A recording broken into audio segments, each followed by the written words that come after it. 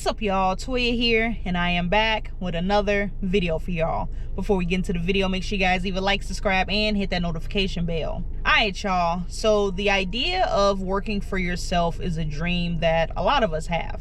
We want to be our own boss, work whenever we want to for however long we want to. Luckily, that became a reality for us when Uber, the first rideshare platform, came to fruition in 2009. A foreign concept of being able to request a stranger to take you to a destination did turn some heads in the beginning, but it ended up working out for the better. Just a couple years later, in 2011, Postmates came into the picture. Eventually, we got DoorDash, Uber Eats, Grubhub, and the rest is history. Or is it? We got what we wanted, right?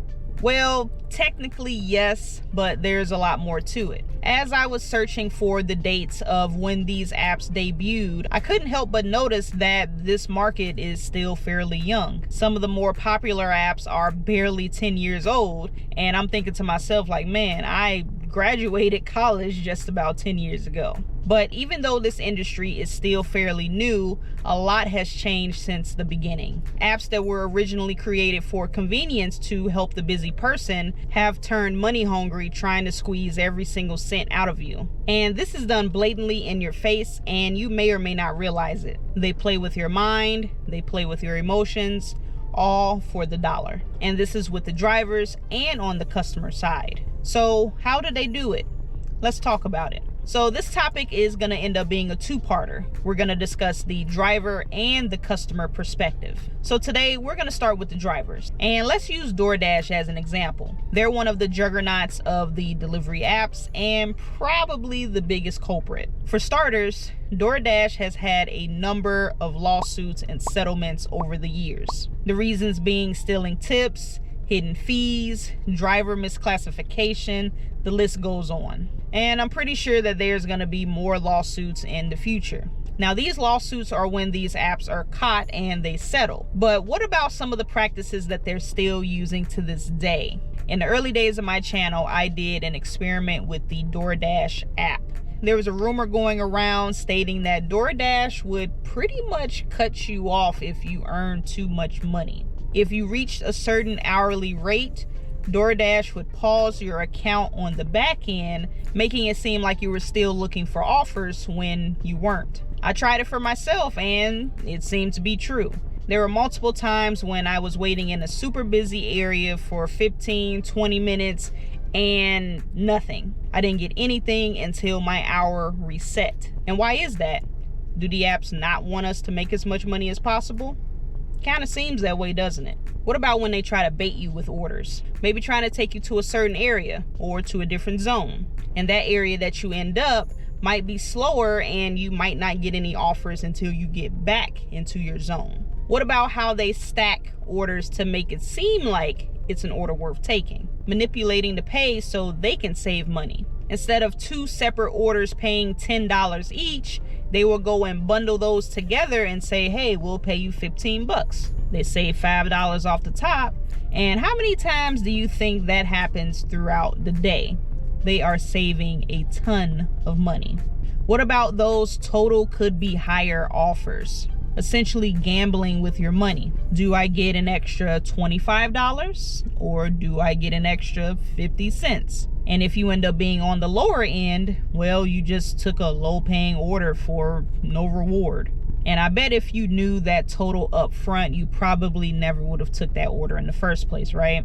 And don't get me started on the acceptance rate. Selling a dream that if you take enough crap orders, you could have the possibility to be first in line to get those high-paying orders. And these are just the metrics that we know about. There are hidden metrics that will influence the types of orders you receive and how many orders you receive. Just like the example I gave of being paused on the back end. There's no metric to show that, well, you've reached your limit of money to make for the hour. It just happens. And there are other metrics that might punish you for factors that are out of your control. Taking too long at the pickup when the restaurant or the store isn't ready, or being late to mark the delivery as complete because you couldn't get a hold of the customer. And you might even feel like you're being punished for declining too many orders. We obviously know it's there, but there's no transparency about it. As a result, it creates compliance out of fear of losing access, whether that's access to the platform itself or losing access to certain orders. And let's not forget about the promos and the incentives. Sometimes when that page just isn't hidden like that, you might see an offer that comes up that says, complete X amount of orders to earn an extra $30, $40, whatever, right? Or the guaranteed earnings. If you complete a certain number of orders and you don't make this set amount, we will cover the difference. So you're guaranteed to make this amount of money. This is the perfect setup because now you're more willing to take some of these lower paying orders that you probably wouldn't take on any other occasion. In your mind, you're making the extra money, so it's gonna be worth it once it evens out, right? Well, it might be if you complete it. Let's use Spark for instance. I have a love-hate relationship with this app. When it's working great. When it's not, well, it's not. I tend to keep an eye out for the incentives because if the page just isn't hidden, I can go ahead and at least say, well, if I complete 3 orders, I can get myself an extra $30. But there's usually a catch to these. Sometimes it's a specific time window. Sometimes it's just for curbside orders or just for shop orders. Maybe it's only a certain store. And with all these factors, it makes it harder to complete these incentives. And that's done on purpose. They're placed in a way to attract more drivers to the platform, and there won't be enough orders to go around. So everybody might end up falling short.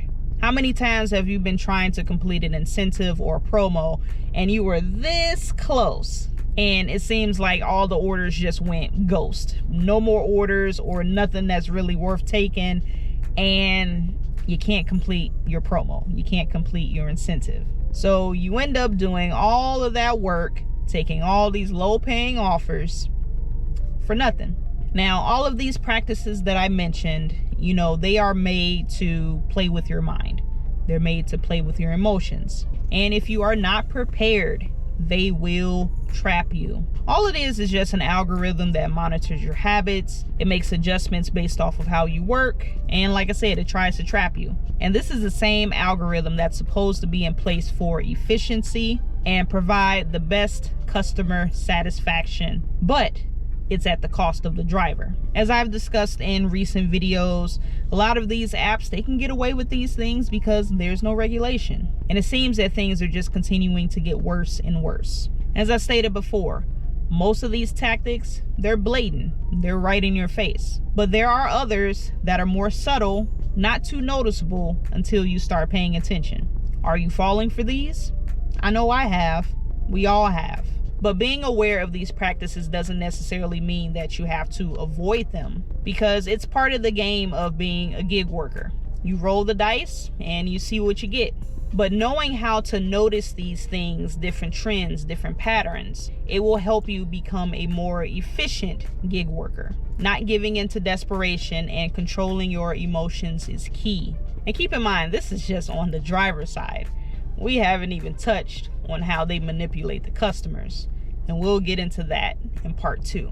But yeah, guys, that's pretty much it. That's pretty much all I got. And yeah, I just wanted to do this video and discuss the psychological impact that these apps have on us. You know, they have us in a chokehold, and we may not necessarily realize it. This may not have touched on every single aspect or every single thing that happens on the driver's end, but these are the main points, I would say.